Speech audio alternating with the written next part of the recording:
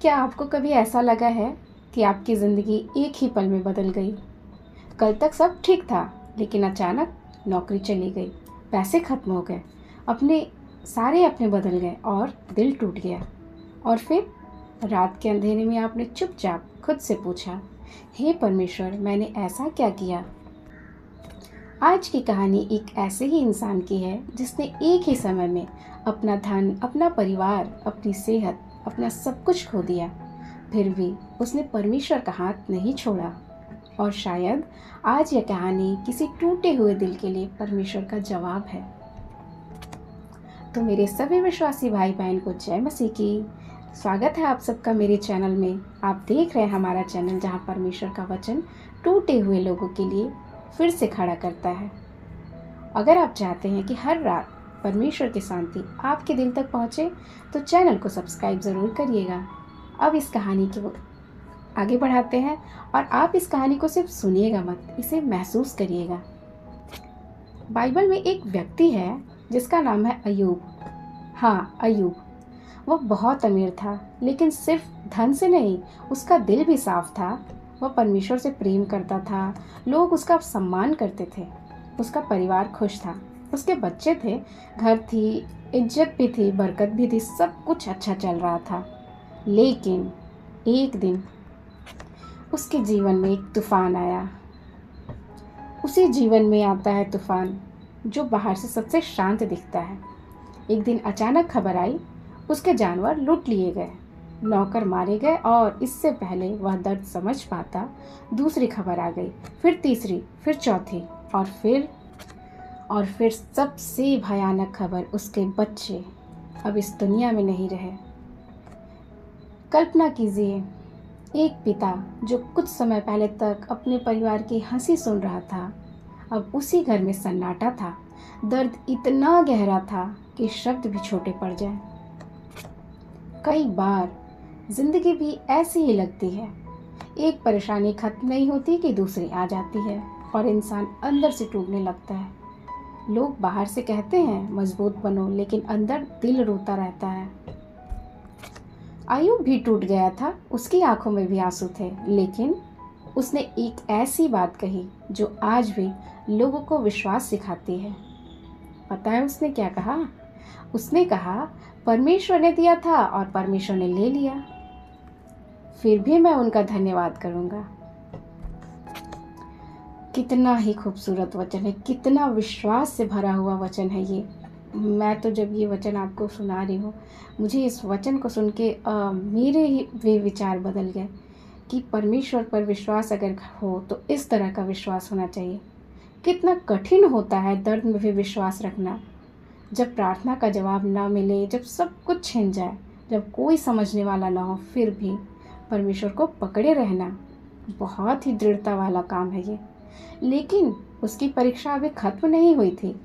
धीरे धीरे उसकी सेहत भी खराब होने लगी, उसके पूरे शरीर में घाव हो गए।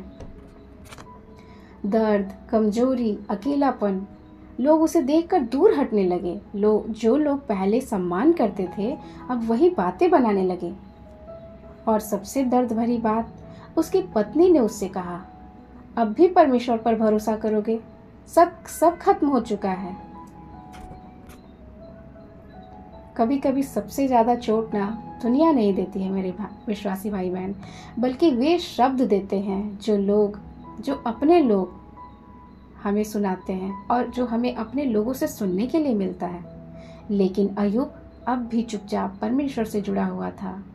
हाँ, वह रोया, उसने सवाल भी किए, उसने अपना दर्द भी बताया, लेकिन उसने परमेश्वर को नहीं छोड़ा। और यही बात उसे सबसे अलग बनाती है।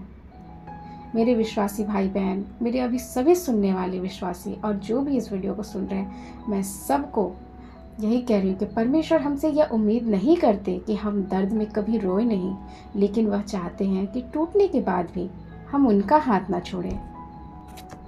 धीरे धीरे लोग उसके पास आने लगे और कुछ दोस्त भी आए, लेकिन उन्होंने उसे समझाने के बजाय उसी को दोष देना शुरू कर दिया। उन्होंने कहा, जरूर तुमने कोई पाप किया होगा, वरना इतना दुख क्यों आता। आज भी बहुत लोग यही सोचते हैं। अगर किसी की ज़िंदगी में दर्द है तो शायद परमेश्वर उससे नाराज़ हैं। लेकिन हर दर्द सज़ा नहीं होता। कुछ दर्द विश्वास की परीक्षा होते हैं। कभी कभी परमेश्वर आपको तोड़ नहीं रहे होते, वह आपको और गहरा बना रहे होते हैं। फिर एक रात जब अय्यूब पूरी तरह टूट चुका था, परमेश्वर ने उससे बात की, आंधी के बीच से शक्ति के साथ। उन्होंने उसे याद दिलाया, मैं अब भी तुम्हारे साथ हूँ, तुम अकेले नहीं हो। और धीरे धीरे सब बदलने लगा। बाइबल कहती है परमेश्वर ने अय्यूब को पहले से भी ज़्यादा आशीष दी। उसकी सेहत लौट आई, उसके घर में फिर से खुशी आई, उसकी ज़िंदगी फिर भर गई। लेकिन सबसे बड़ा चमत्कार यह नहीं था। सबसे बड़ा चमत्कार था कि दर्द उसके विश्वास को खत्म नहीं कर पाया। मेरे विश्वासी भाई बहनों, शायद आज आप भी किसी दर्द से गुजर रहे हैं। हो सकता है आपने किसी अपने को खोया हो, आर्थिक परेशानी हो, घर में तनाव हो, या अंदर से पूरी तरह टूट चुके हो और आपको लग रहा हो अब मुझ में ताकत नहीं बची। लेकिन याद रखिए, अगर परमेश्वर अय्यूब को उसके सबसे अंधेरे समय में संभाल सकते हैं ना, तो आपको भी संभाल सकते हैं। यीशु मसीह भी अपने टूटे हुए लोगों के पास गए। उन्होंने रोने वालों को संभाला, बीमारों को छुआ, अकेले लोगों को अपनाया। और आज भी यीशु उसी प्रेम के साथ आपके पास खड़े हैं। शायद दुनिया आपको ना समझे, लेकिन यीशु आपका दर्द जानते हैं। अगर आज आप बहुत थक चुके हैं और अगर अंदर से टूट चुके हैं, अगर आपको लगता है कि कोई आपको समझ नहीं रहा, तो यह प्रार्थना आपके लिए है। चलिए हम प्रार्थना स्टार्ट करते हैं, अपने सर को झुकाते हुए, अपना दिल खोलते हुए प्रभु यीशु के लिए, और उनके पवित्र नामों में, उनके पवित्र नाम में अपने सर को झुका के उनकी उपस्थिति को महसूस करते हुए हम ये प्रार्थना करेंगे।